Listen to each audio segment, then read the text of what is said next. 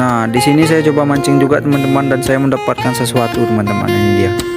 Waduh, dapat sampah saya teman-teman. Tapi tetap bersyukur ada tarikan juga teman-teman. Nah, ini teman saya udah dapat juga nih teman-teman. Di tempat yang sama. Saya coba lagi dan akhirnya saya mendapatkan ikan teman-teman.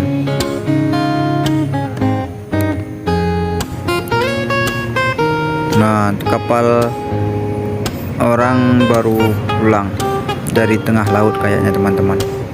Sampai di sini video kita teman-teman. Jadi ini teman saya mau turun. Kami sudah mau pulang teman-teman.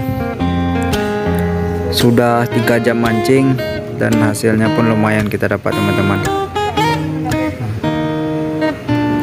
See you next time.